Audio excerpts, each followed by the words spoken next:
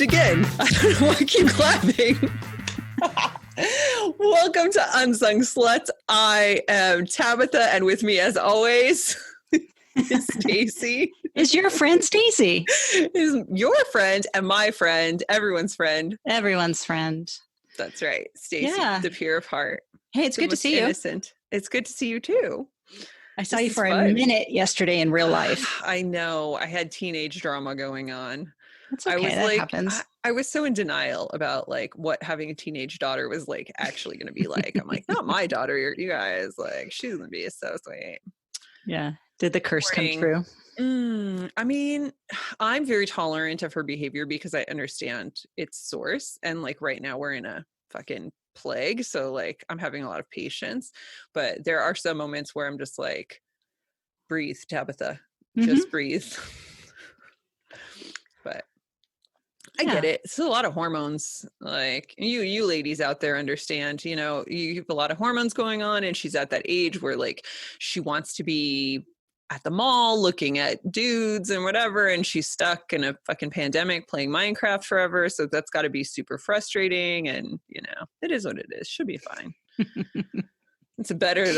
Honestly, it's like, you know, like the joke, like, oh, when my daughter turns into a teenager, I'm going to lock her in a tower. Well, I didn't have to because COVID did that for you. COVID did it for me. So thanks, COVID. You bought me a couple more years. Thanks, COVID. Yeah. Thanks. It's like, thanks, Obama. Yeah. Ugh. Yeah. Okay. All right. So speaking of Obama, not really. I found, for those of you who are counting, this is our 30th episode.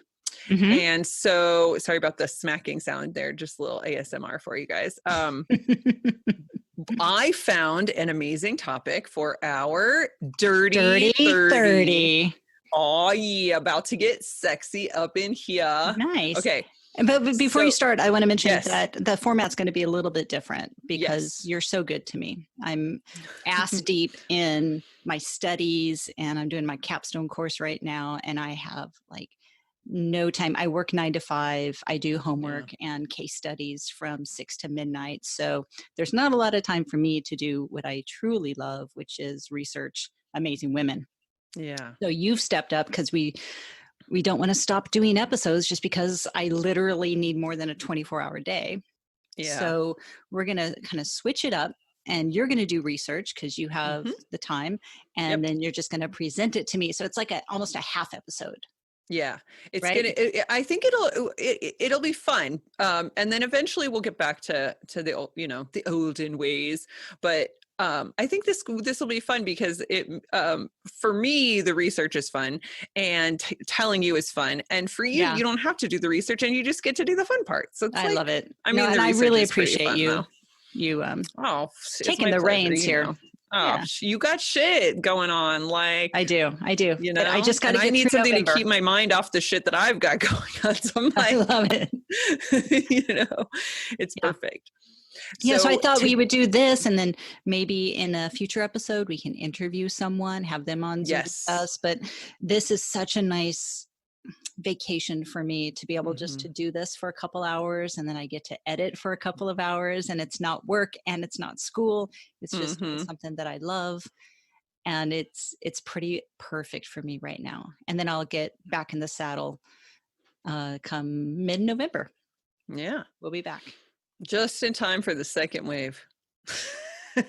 That's okay. I'll be home doing research. It's perfect. Exactly. What the fuck else am I gonna do? Maybe by then we can like actually see each other without like half our faces covered. That would be awesome. Yeah. We'll have to do like a hardcore lockdown or something. I know you listeners are probably going through, you know, I mean, if you don't live in the United States, you're probably on vacation right now and having a good time. Well, if you're in New Zealand, you're fine. Yeah, you're good. But we are not great. I mean, we're good. We're healthy. We're very lucky. We have, you know, homes, and we're not worried about whether or not we're going to eat. And so we're super lucky. So we're pretty super set, lucky. I think. Yeah. Yeah. So we get to do silly things like make podcasts instead of, this is damn serious. This is very serious business. So I Dirty 30. Okay. The Dirty 30. So I was looking for interesting stories of women in quarantine because we are women and we are in quarantine. And I thought it'd be kind of interesting. I see the connection. I see what you did there. You see it. There's like some similarities in our experience. Yeah. And instead what I found is one more story that makes you feel like it's very important to go vote. So I already did. We need to do a voting drive. Yes. Yeah. Because it's 100 days from today. Yeah. Actually, you want to turn in your ballots by October 20th so that they get counted by November 3rd. Because if you turn them in by November 3rd, it's not going to get counted until after the election. So you want to get that shit in there by October 20th. We'll be reminding you all. Yes, we will definitely. There'll be something on this somewhere. Yeah. Where you know us. So I am going to tell you about, it's called the American Plan. Okay. Also known as the Chamberlain-Kahn Act. Okay. And it sounds like innocent, right? American Plan. Well, sure. I like America. I like plans. Great, right? Yeah, I'm on board. Unfortunately, the American Plan was pretty much the most sexist and I say was in past tense because most states don't use the law anymore. However, the Chamberlain Act is still law in as many as 30 states in the United States. Okay. Oh, okay. The Chamberlain-Kahn Act was inspired by a French law that existed since the 1700s, which was called the French Plan. Oh. Which was we're so original. We're super creative over here in America. Which was an effort to combat sexually transmitted diseases, specifically during wartime. Okay. In France. So in France, what that entailed, specifically early on in the French Act, which was in the 1700s, women caught within a certain mile radius around a military encampment would have their ears and lips sliced. What? Or they would be incarcerated. So you're thinking, well, when they did the American Plan, it wasn't that bad, right? Like, I mean, they weren't going to be slitting women's ears. Well, they didn't slit women's ears. What they did, and ironically, this took place at the same time that the world was undergoing another pandemic. This happened during the Spanish flu. Oh, so, that recently. I mean, I know it's 100 years, but come on, in the grand scheme of things. The law was enacted in 1918. Okay. And it was supported pretty widely, even by more liberal-minded people like Mrs. Roosevelt. Eleanor Roosevelt was in favor of this law. Okay. And what the law entailed at first was to restrict the presence of prostitution around military bases, right? Keep the women away. Because there were, let's see, I think I wrote down the actual number. So from September 1917 to June 1918, there were 80,000 cases of venereal disease reported in the Army alone. Oh, shit. That's just the Army. Oh, no. Yeah. So boys, you got to wrap it. Mm-hmm. So the government's like, oh, shit. All these fucking sailors are getting like syphilis and gonorrhea. Yeah, they were getting specifically syphilis and gonorrhea for which there weren't treatments at this time. I mean, there were treatments, but we'll get into that. Okay. They weren't really treatments. So the American Health Plan was like, so we're going to implement this Chamberlain-Kahn Act in 1918. So was that named after two? So the act was named for Senator George Earl Chamberlain of Oregon and Representative Julius Kahn of California. Wow. Yeah. So, there was also like, this is a lot of things are going on in the United States, right? Well, We've yeah. got like prohibition and war and Spanish flu and everything.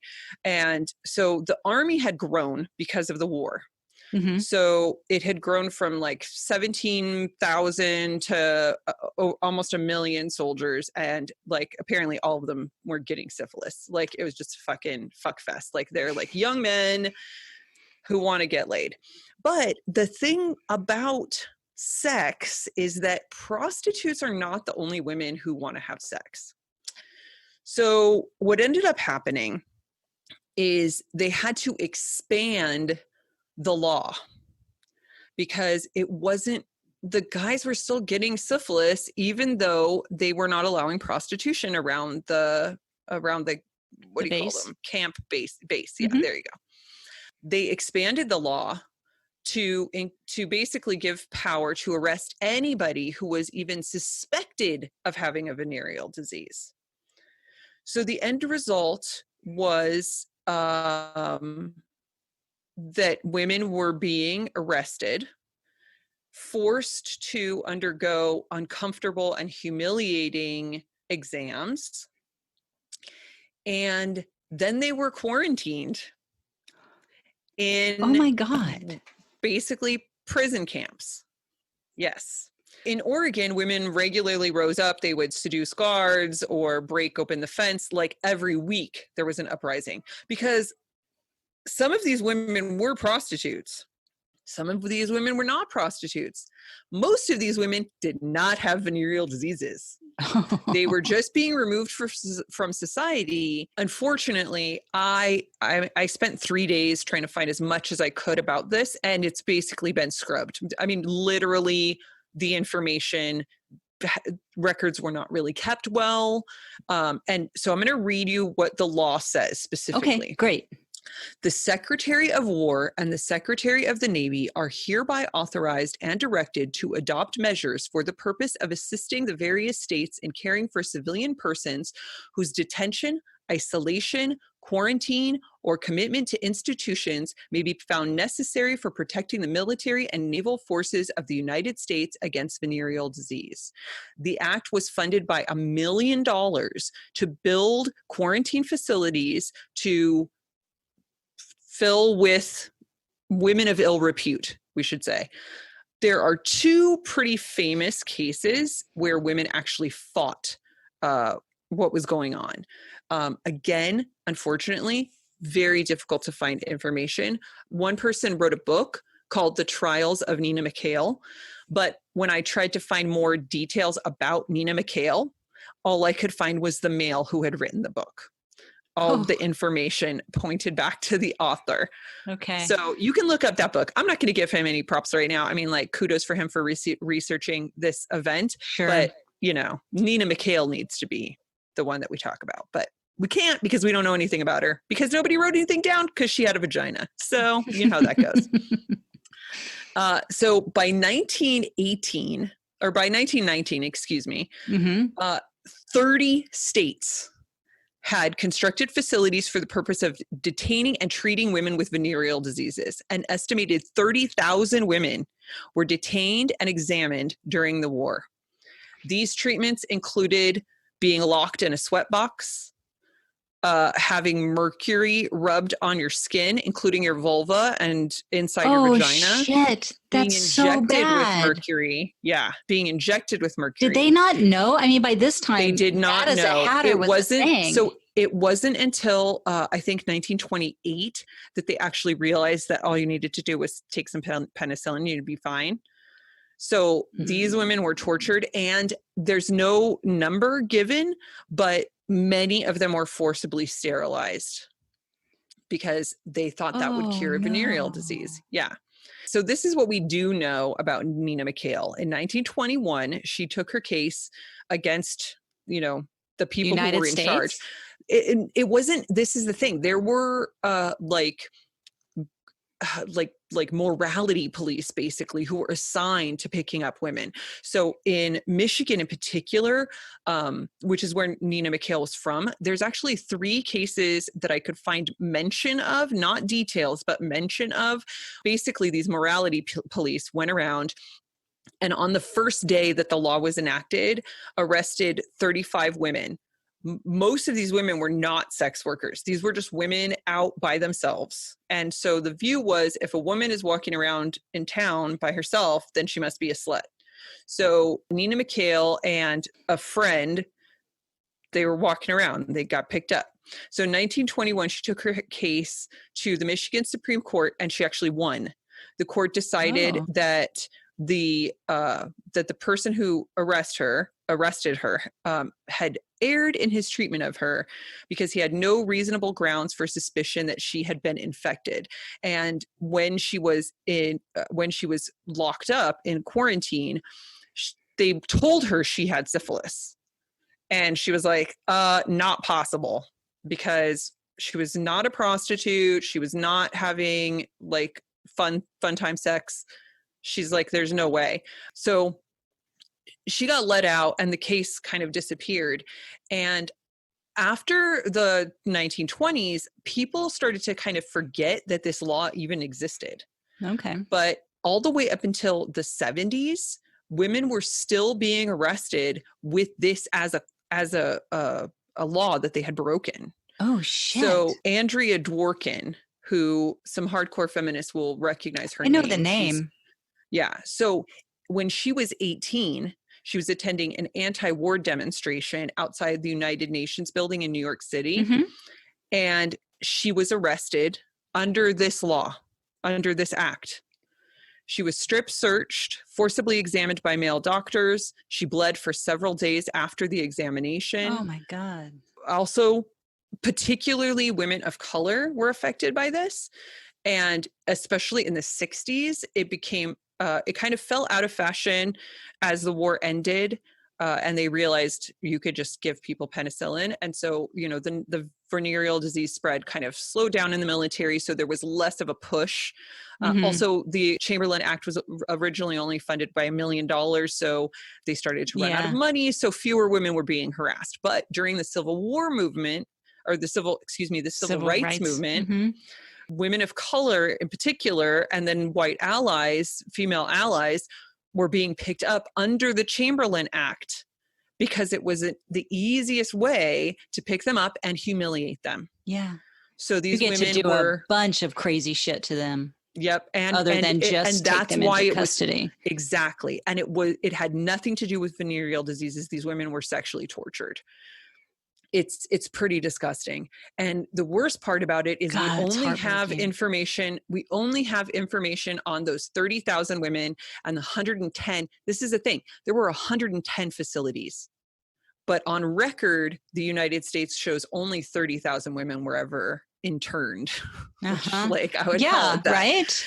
And several of the women who experienced it actually compared their experience to being in a concentration camp once it became clear so a lot of torture.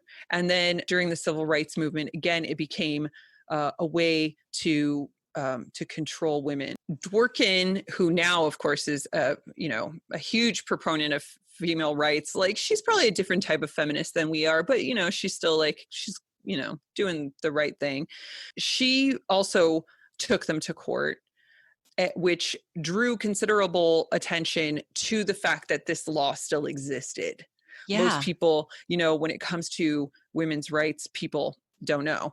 And this was a law that the ACLU was okay with. Eleanor Roosevelt was okay with. I don't get early that. Early on, everybody was like, because the original intention, they were whores. Exactly. Was just prostitutes. And who fucking cares about prostitutes? They're like animals. Exactly. And then because it turned out that, first of all, most of these men were not getting these diseases from the prostitutes. Hindsight's 2020, right? Yeah. So later we realize what's actually happening is these young women who are being exposed to these dashing gentlemen who are like, but I'm going to war and I'm going to die, so please suck my dick. They're getting it from each other. The soldiers were going into town meeting young women at dance halls and whatnot, which were strictly supervised, by the way, by these morality police, the dance halls and things like that. And there were posters up, don't sleep with a military guy, don't sleep with a whore, trying to dissuade anybody from having any kind of sex. But what was happening was the guys were having the venereal disease, coming home, sleeping with, Susie Lee down the road or whatever. Okay. And then then he goes back, and then Susie Lee's like, oh, well, Joe is on leave now, so I'm going to go fuck Joe. Steve fucked her. Joe basically got gonorrhea from Steve. Eskimo and then brothers. Susie Lee is like, yeah, in the middle going like, why do I have warts on my vagina? So locking women up didn't really. But I'm also wondering, like, a woman is out, just hanging out in town, but she's married.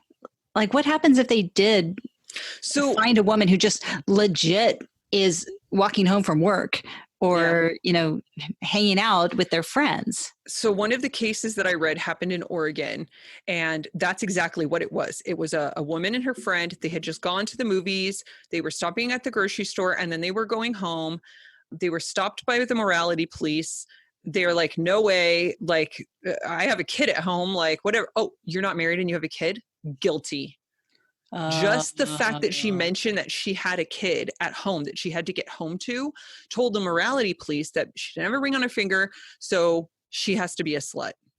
So she was arrested, forcibly examined. Many of these women experienced bleeding for several days after examination. Examination included scraping tissue and, whatever the fuck they wanted. Basically, yeah.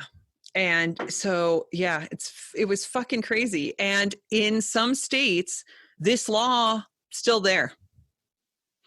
In 1972, they finally stopped. The ASHA ceased they were doing undercover surveillance and harassment of sex workers. And so instead of doing that, they decided they would actually treat the venereal disease instead of trying to stop these women from doing a job that women have done since people noticed the vagina. Monkeys, like there's an experiment where like you give a bunch of Rhesus monkeys. Oh, I love this experiment. It's so fun. What they were doing was introducing a monetary value to this collection, family, I guess, of apes, chimps. Oh, was it apes? Chimps. It was chimps. And they're like, so, you do this thing and you get this grape. And they said it took about 5 minutes for them to invent prostitution. Yeah. It's like, well, why don't you do this and I'll give you a grape? Yeah. Yeah. So and then they get all the grapes. Yeah. It's very interesting. Yeah. So I'm nervous now that this is still a thing. I'm nervous because what we're seeing happening right now in Portland of the federal government totally overstepping their bounds and arresting and harassing people who are out there not being violent, who are singing and gathering and doing their First Amendment really, really well. And they're being disappeared. They're being shot in the head with non-lethal bullets. Yeah, non-lethal bullets that are meant to bounce off the ground, not be shot directly at a person's face. Right. That's not how you use them. You got the moms out there. Yeah, the yellow shirts. And the dads with the leaf blowers blowing that back. I saw an interview with this guy and he's like, sir, what are you doing out here, sir? And he's like, well, I came down from Ithaca and heard there was some dads with leaf blowers and I'm a granddad with a leaf blower. So here I am. And they're like, well, what is this one? And he's like, oh, well, I decided, my leaf blower wasn't sufficient. So I went $150. This has got an extreme. And he starts going into the He's like Binford. He's like, so it going was Tim Allen though. on it. Yeah. No, I totally get it. And then the veterans America, are in front of them. It's like, you know what, to get to the moms and dads, you're going to have to go through us. Yeah, I love that. But now I almost don't want to put out this episode for fear that someone's going to hear it and say, oh, all these women are out here? Chamberlain Act. And just skew it to their own fucking weird delight. So this is as late as 1976, authorities in Salt Lake City, Utah were threatening arrest and, quote, forced treatment of suspected carriers of a strain of venereal disease that is resistant to penicillin.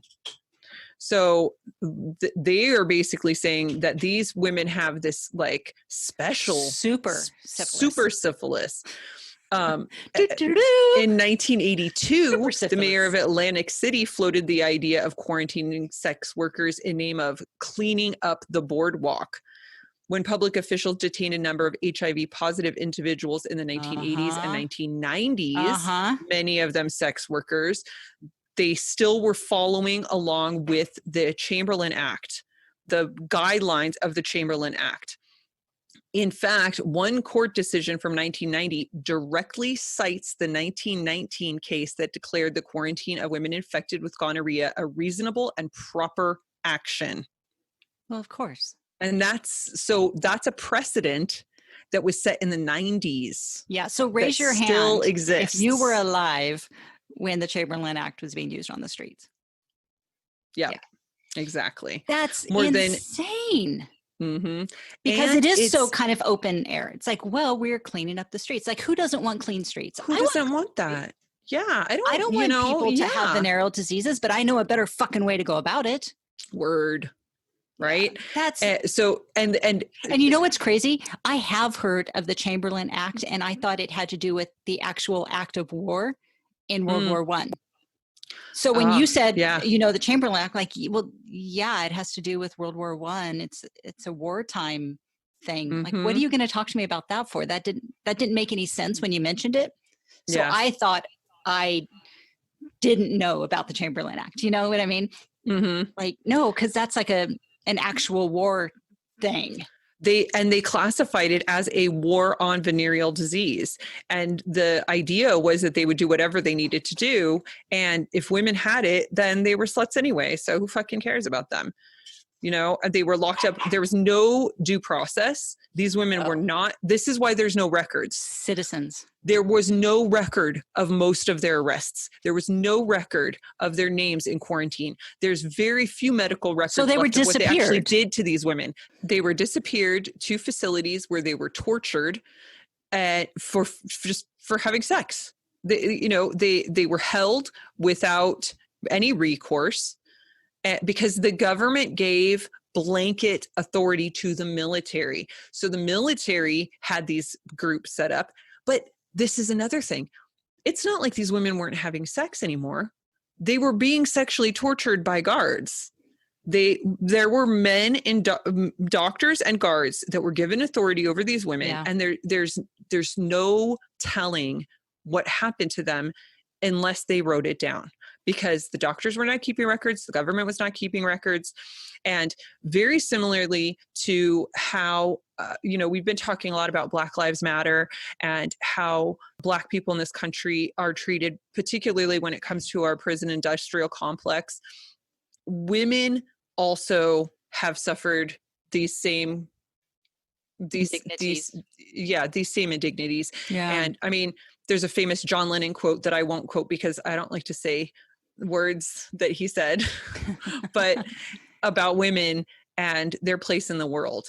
It was interesting to me because when I think about prisons, I think a lot about the injustices done to Black Americans, to Brown Americans, and to people who are currently incarcerated, and the fact that slavery just kind of changed its face.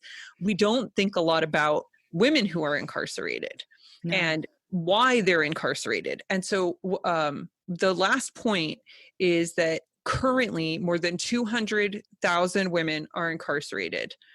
Many of them have been arrested under false pretenses and are accused of, being involved in the sex industry or in prostitution.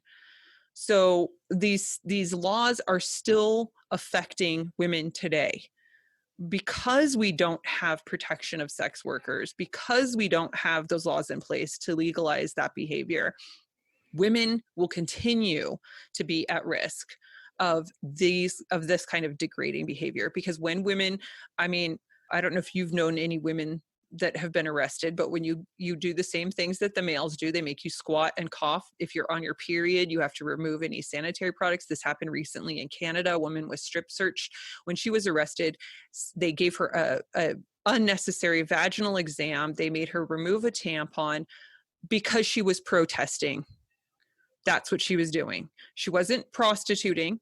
She wasn't running drugs or she wasn't something. Exactly. She was demonstrating against the government, and the police took her into custody and used these laws that still exist to physically torture her. Because then she's not going to she'll learn her lesson, right? Like, you rip up her vagina and then she's not going to go protest anymore because she'll know better than that. Right. And that's basically what the Chamberlain Act turned into. At first, also, ask me how many dudes were interned after the numbers. I know the answer. Well, that was my thing. It's 100. 100, just 100 guys. Just 100. Were they all in the military? They or were they male civilians? Prostitutes. Okay. Okay, that's different. Because I was going to say, even right now, when there was this asshole in, where was it? Arizona, I think, that he was going to make abortion a capital crime. This was several years ago. And he's like, yeah, you should get the death penalty for the women.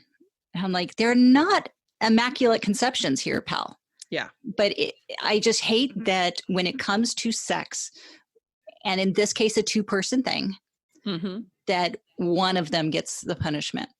Yeah. And, 3 guesses as to who that one is. It's just, the women get the shit into that stick like every single time, unless you're a male prostitute. Then you're slightly, then we're one rung down. Yeah. You're still dude enough, but you fuck dudes. So it's pretty girly. And guess what? In the military, dudes fuck dudes. Oh, yeah. You don't need women. Yeah. You don't need women. Well, that was the craziest thing, is that, like, statistically, when it actually came down to it, like, now it's 2020, so we can look back and we can actually look at the behavior that was going on when the Chamberlain Act was passed. And it wasn't the women, you know? Also, interesting fact, each country, so the syphilis and gonorrhea explosion actually, and this is something that I don't think that most people realize, was a huge health issue. It was so massive that you would compare it to AIDS, the way that it spread. And so here we called it the French disease. In Germany and Sweden, they called it the Italian disease.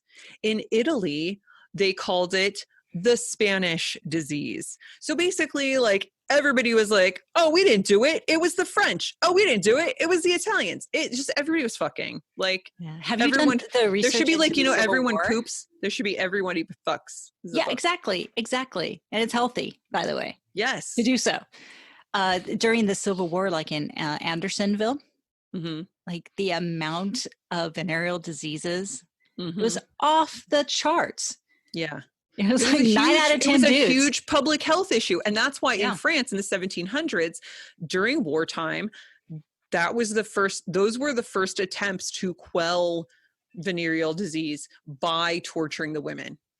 The men who tested positive, they got their treatments through the government. They were not quarantined. They were not interned. They were not tortured. They, that was not a thing for them. These archaic laws need to be off the books, because even if you say, oh, that's archaic, like, no one's going to arrest you for having syphilis now. They'll give you a pill. Like, you guys are making a mountain out of a molehill. You're just trying to create drama. Just having these, like, psychologically, to know that the government has their thumb just over your head. They're not touching you, but it's right there. Well, that they can use their discretion. It's like, Jim Crow laws that are still on the books. It's like, okay, maybe we don't use those, but then why the fuck are they there? Why are they there? Because it's still threatening. It's threatening, and it's a reminder, this is what we did to your grandpa. This is what, in this case, the Chamberlain Act, this is what we did to your grandmas and great grandmas. And, it's by our good graces that it's not happening to you. So in 1993, the Venereal Disease Control and Prevention Act. Oh, this is actually, no, sorry. I don't know why I said 83, because I'm just. You said 93. Did I? That's even worse. It's 1938. Okay. Okay. So there was an amendment to the Chamberlain Act in 1938, which then sanctioned federal assistance to the United States establishing preventative health care for venereal disease. So this update was really more of a like, we are going to need more money. And that was passed March 31st, 1938, and again, has not been amended. And that was just in time for World War II. Yes. I mean, we were still 3 years away from us being involved, but Europe was definitely having issues. This amendment pertained to the fact that now we knew that penicillin would work. So the 79th United States Congress passed the Food, Federal Drug, and Cosmetic Act Penicillin Amendment in 1945. That amendment gave more funding to quelling the spread of venereal disease. And you know, you're talking 1938, so we are talking World War II. So this is where you start to see the don't fuck propaganda posters that are very popular. Again, yeah. I would love to find some of those.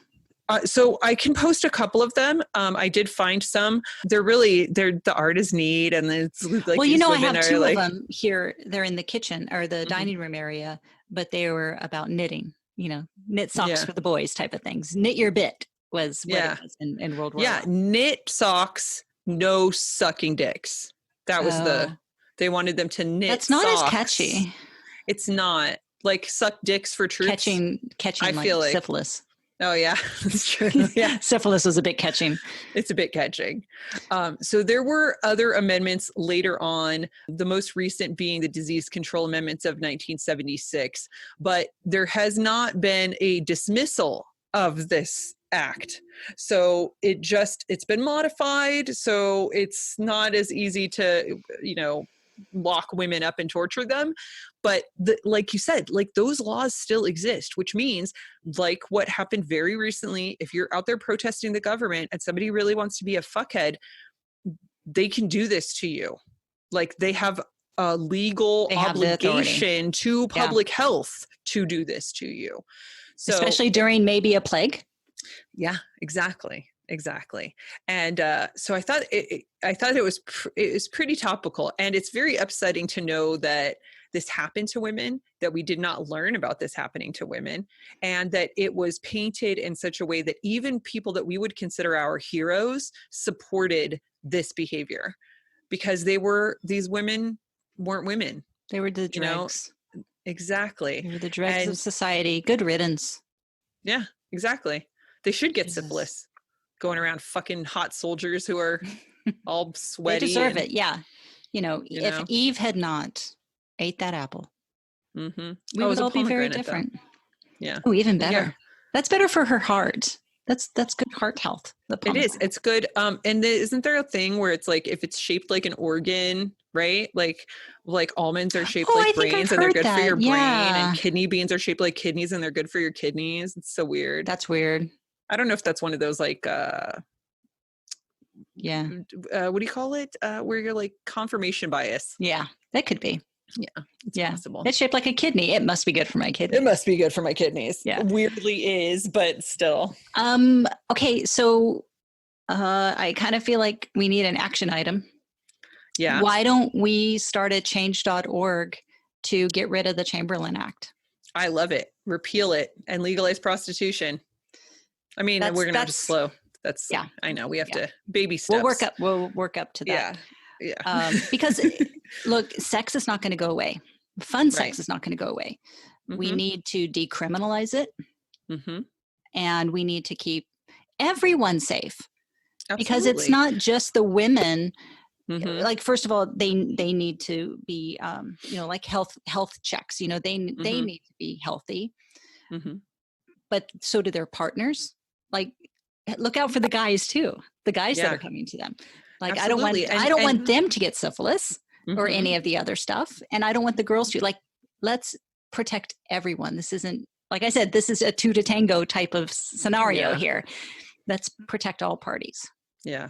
Because it's not going to go away. It's not. And it's like AIDS, no matter in the sense what that, you like, have on the books. there are many humans who seek comfort from prostitutes that are married. that are in relationships and that then go back to their partner. Yeah. And just like during the AIDS crisis, if there's not good communication between two partners and you're, having promiscuous sex without protection, it's like walking around without a mask right now. Yeah. If you go to the grocery store without a mask and you come to my house without a mask, nah, dude, you fuck the grocery store. You're not getting in this. I'm not going to be Eskimo sisters with the grocery store. No, fuck that. You know how many people go in the grocery store? A lot. A lot. She's a slut. And I got to tell you, like 40% of these Karen videos are sadly from my state, from our state, from California. From our city. Gross. Yeah. Like down the street. The my Trader Joe's. Yeah. Yes. Your Trader Joe's. That was the first day. I don't know if you guys saw this. I'm going to reference an internet video. Maybe I'll post it. This woman freaked out. It was kind of a setup. She wore the mask inside and then like walked around until someone noticed her so she could throw a temper tantrum. But it took place at my Trader Joe's the first day Trader Joe's was open, when we finally got a Trader Joe's. Like, we're so excited to get a Trader Joe's and just ruined it right off the bat. And I think there was a Target one that was at the Empire Center, right? At Empire Center. The woman threw a temper tantrum. Apparently, I haven't been into a Target in like 6 months, so I don't know. Me but neither. Apparently they're selling masks on racks, like fashion masks. Great. The more people get into wearing a mask, I think that we should, if you're sick, you wear a fucking mask from now on forever. End of story. They're cute. You can match your outfit. Do it. I did yesterday. Did you notice that my mask matched my shoes? I like that. Yeah. I'm into that. I'm into like the fashion aspect of it. Me and what's her name from Denmark? Is she prime minister or president? I don't know. Do they have both? Are they one of the countries that has a prime minister and a president? I want to say PM, but I'm not sure. Yeah. I know who you're talking about. She's fabulous. She's killing it. Yeah. I mean, they're not. They're staying alive in it. They're living it. They're living it. They're living it. But she went in and she's like, look at all these sheep, and then she went in and she destroyed the display in the Target. I was like, oh, like, what are you proving? Congratulations, you made these people have to work another 45 minutes. Did you see to the very end? She's like, do you want me to help you pick this up? I'll help you pick this up. So they're just, half of these Karens are just throwing temper tantrums so they can get on the internet, which is like, you're not looking good, ladies. You don't look good. And you Chads out there, like bumping chests and stuff. Calm down. Yeah. Obviously this isn't going to go well for them. Like, it's not going to be their viral video that people go, oh my God, she's totally right. Mm-hmm. She's totally right. Black lives don't matter. We just realized because this insane bitch went off on someone. Like, that's not going to happen. Yeah. So I know 3 days from now, we're going to get this apology that's going to be, I didn't realize my own biases. I am so sorry that I came off as a raging fucking racist. I didn't mean to. I didn't realize I had that in me. That's not me. Don't judge me by that. How about we skip to that part? Yeah. Before we do the bullshit, because a lot of times it's not someone taking their aggressions out on a freestanding display of masks. They're taking their aggressions out on human beings who are just out there being humans. They're barbecuing, they're walking, they're just doing their lives, and then they get accosted. Yeah. How about you don't accost them? Mm-hmm. And when you think you're going to accost them, take a step back and go, okay, I'm going to pretend it's 3 days from now and just play that apology in my head. Yeah. Can we just cut out the middleman of actually hurting other people who are just living their lives? Yeah. That's what I'd like to see. I agree.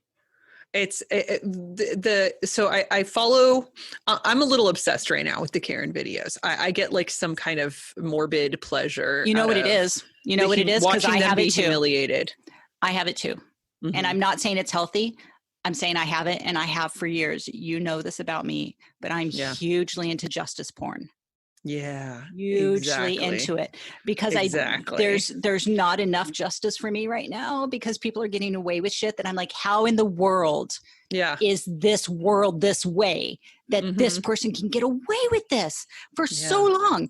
So I belong to all the justice porn instant karma type of subreddits. Well, because just they're so proud of themselves, and then it's like, you understand that like you're being shamed on the internet right now. Like everyone can see your behavior, but it's the frequency and how readily the N-word comes out. Yeah. Because to me, so I watched The Help recently, I was telling you, and the word got stuck in my head and it kept popping into my head and it was making me feel sick. Like when I can hear other people say it like in music and stuff like that, like rappers. I don't necessarily even agree with Black Americans or Black people in general using the word. Yeah, it's not for you to decide that. It is. It's exactly. It's not like, and so it's like, I don't choose for them. I don't like it. I'll listen to the music. I won't say the word when I'm singing the songs, but because I don't like it. It leaves a bad taste in my mouth. And I think that it should leave a bad taste in your mouth. Right. In fact, any derogatory term should shock your ears and make you feel uncomfortable because they're bad. I can say fuck and cunt and bitch and cooch and asshole and whatever. Those words, they don't offend me, but derogatory terms against people for things that they don't have control over, I'm not cool with it.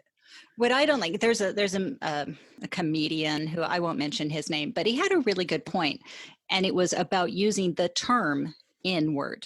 I'm not saying what it stands for, but you saying N-word instead of that word. Yeah, like, that you're making the other fuck person. You. Yeah. Because you didn't say it, so you didn't get to own it, but you made me say it in my head because you used the code word for it, and I don't want that shit in my head. So either be brave and actually say that word, but don't substitute the words N-word for that word. Like if you're going to actually bring it up, fucking own it and take the repercussions, by the way. Yeah. So and that's the thing, like, get that, right? Yeah. I mean, I don't want anyone to say the word. Do not get me wrong. Like, don't say the word. It's interesting. You're making me say it in my head. Yeah. When you use the code word. And I remember there was a thing on one of the news things on the scroll, like CNN, bottom scroll, and they were having a discussion, and it's like, what's worse, the word cracker or the N word? Yeah. And it's like, you can't even fucking say the N-word and you can say cracker. So yeah, listen over.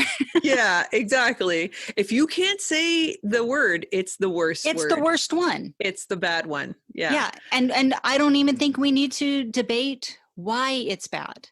No, exactly. Right? And it is like, unless like we you do. said, it's not up to us. Do we need to have that lesson? Is that the problem?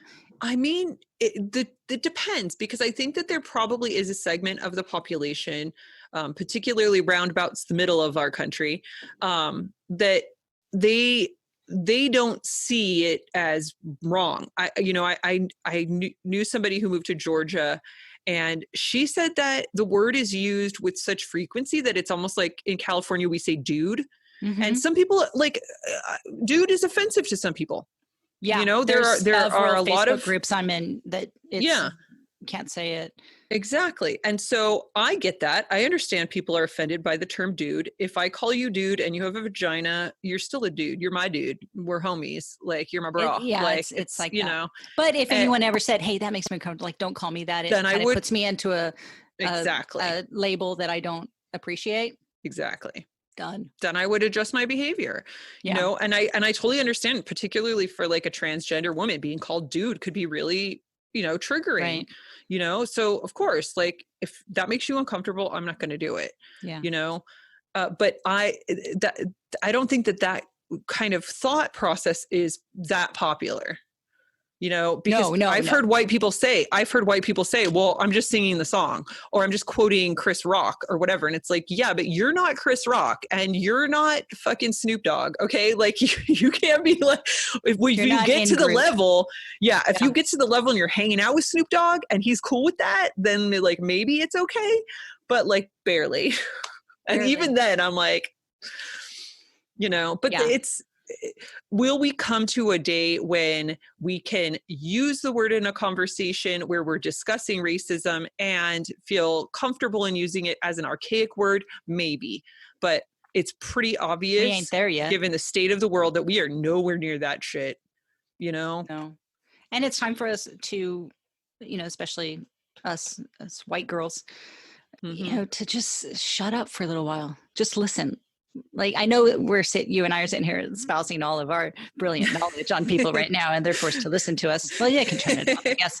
They can turn it off, but they won't. But what I am saying with my words is that it's a great opportunity to listen and not make excuses. Like if anyone that I know that is Black comes to me and says, I don't want you using that word, or I do want you using that word, I'll listen. I mean, I think that's the thing, and not go, well, I only use it when I'm like quoting rappers using it, or I only use it if I'm like talking about historical stuff. Like, no, just don't.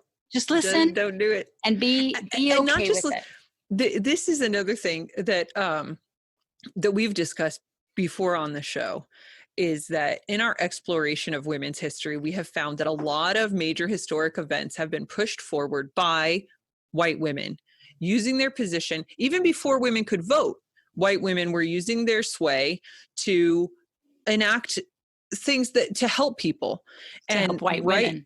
To help mostly white women. There were, there's some allies out there. When you get into it, when you get into the suffragette movement, it gets a little cringy. Well, you know, but look, I have to celebrate it. No, it's like Sojourner Truth. It's Sojourner Truth relationship with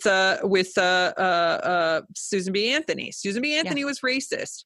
Did she do something good for our country? Yes. Yeah. Did she put us into a position where now we can do even more for society? Yes, with help. Obviously, because male allies were the ones that really gave us the right to vote.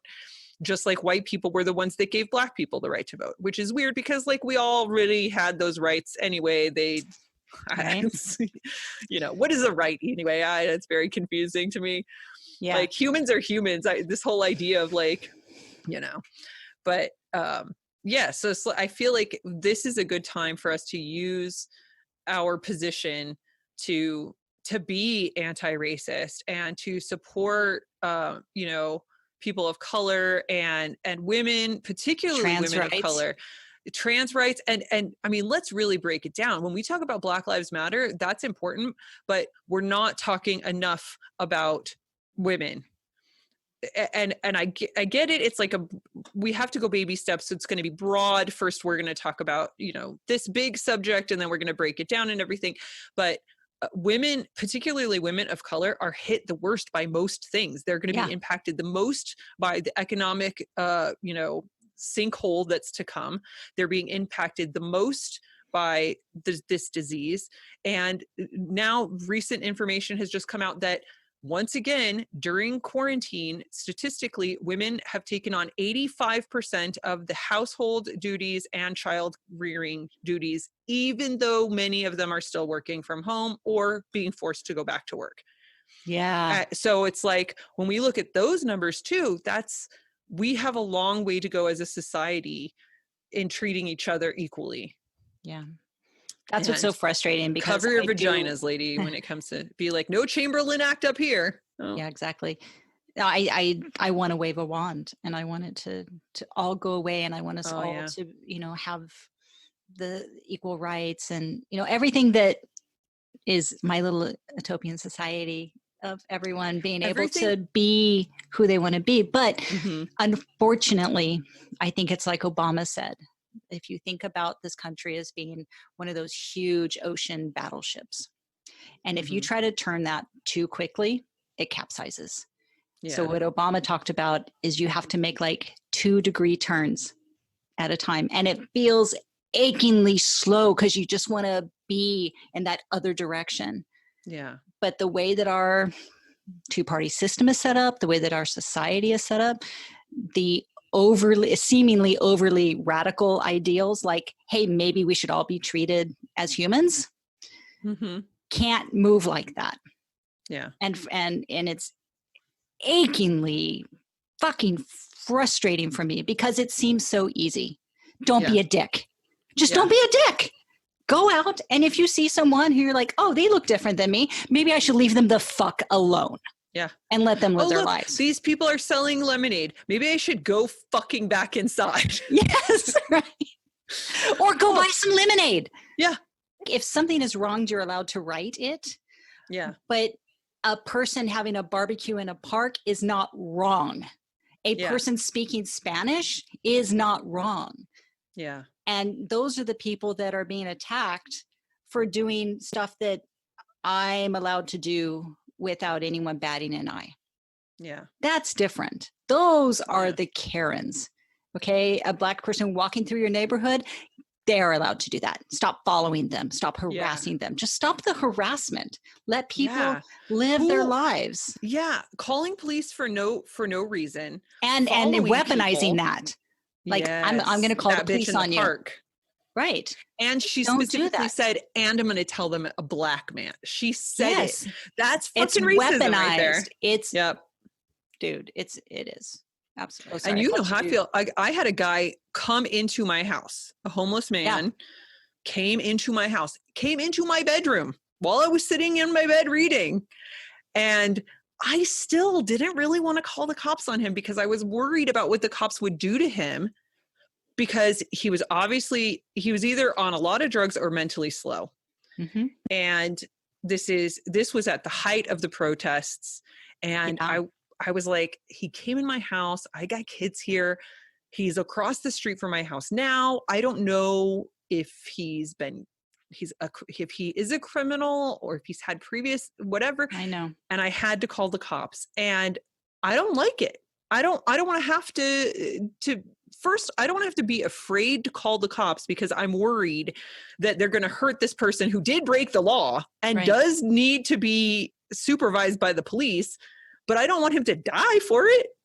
No, if only there were a way that, we could fund a different part of some sort of system. Shout out to Riverside, because I'm from there, but shout out to them. They have this program that if they get a call, even a 911 call that says someone is having some sort of mental episode here, someone is having an emotional episode here, that they have a specific squad that goes out to them that is an officer trained in de-escalation.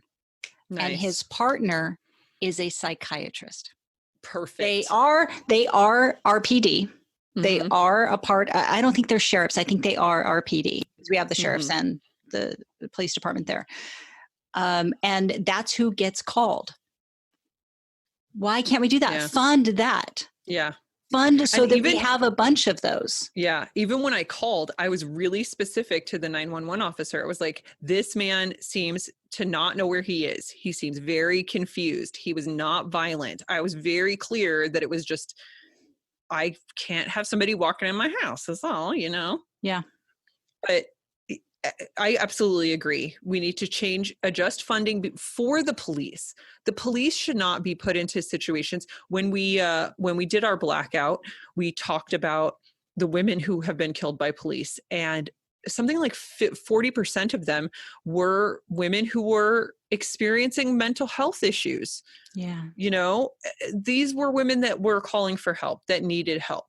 Yeah. And if we can provide that instead of just killing people, great. That would be awesome. And I would love to be able to trust the cops and see the cops and not want to fucking flip them off and, Yeah.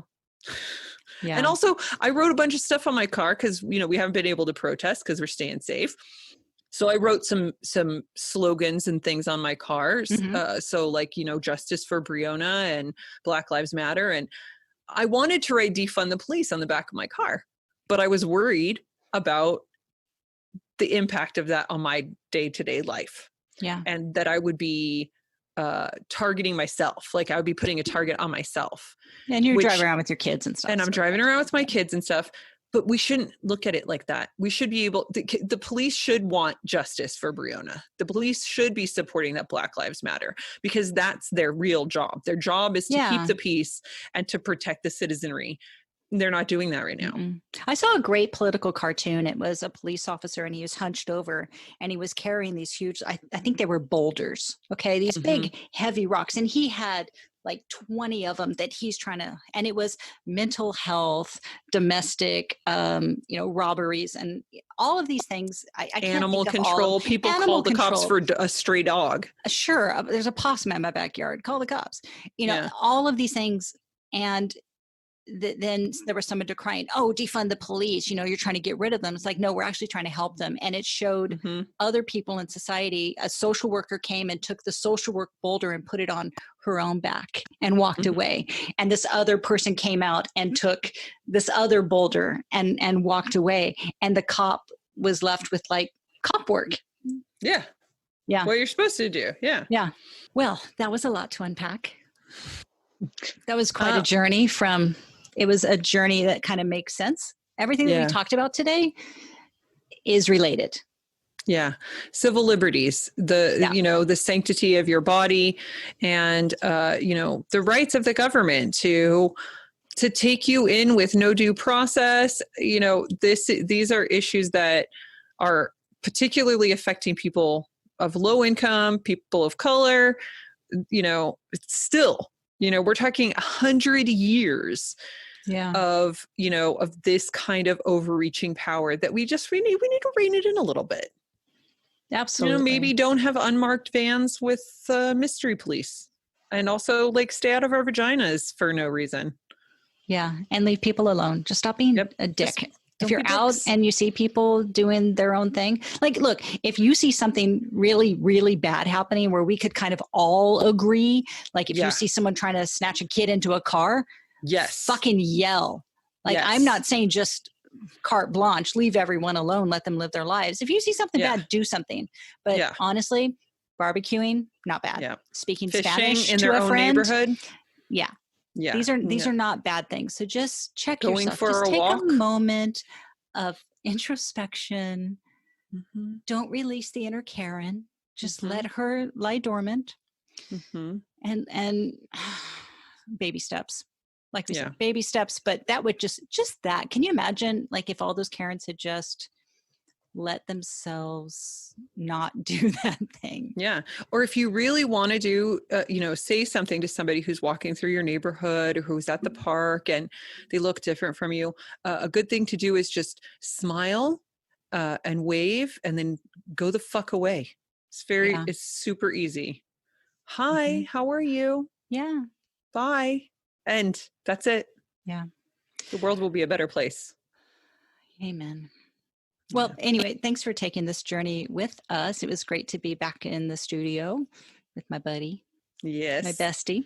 Getting back at it. That's right. One of the things that you mentioned to me earlier was you would like people to let us know if they have grandmothers and moms that have dealt with anything that we talk about. I mean, specifically today, we're talking about the civil rights and the Chamberlain Act type of stuff. Like, if anyone has been affected by this, please let us know. I mean, I would love to have you on a show just to talk about their experiences. And it's funny because I joked that these women would be in their hundreds, but the Chamberlain Act has been affecting women in our lifetimes into the sure. 90s. Yeah. So if your mom was fighting for civil rights and in the 60s and we would love to hear those stories. Yeah. I mean, they're not going to be great stories, but especially considering how little information I was able to find on this, it's very important that we record those stories. Say their name. It doesn't seem like they're getting, it doesn't seem like they're getting recorded. So no. And speaking of telling their stories, we would love to hear from our listener in Kazakhstan. So male or female, whoever you are, we would just love to know more about you. We would love to have you on the show and just talk about your life and your experiences, because we just love knowing that you're out there, and we love knowing that all of you are out there. It boggles our mind when we see that people beyond our immediate family are actually downloading and listening to this and engaging with us on social media. It warms our boogity hearts. It does. Our heart cockles. Yeah, hot cockles. That's what I love. Fresh hot cockles. Fresh hot cockles. So that's it for today. I think we pretty much I think that's good. Yeah, did it. Be looking for our change.org for thing sure to come out, because I'd really like to just get this sword of Damocles off of our foreheads. Yep. Right? Yeah, 100%. And we would appreciate everybody's help in spreading that word. We'll let you know on our social media when we get that off the ground, because I've never done one. This will be a new thing for us, for sure. It'd be great. All right, everyone. Remember that we love you. Please stay safe. Please stay mentally safe and healthy. Don't do anything stupid. Don't be a Karen. Let people live. Or Chad. Yeah, I hated that it's Chad because I know. I love the Chad. only Chad we know is such a sweetheart. He's such a good guy. And actually, the only Chads I've only known like 3 Chads, and they've all been really nice people. Yeah.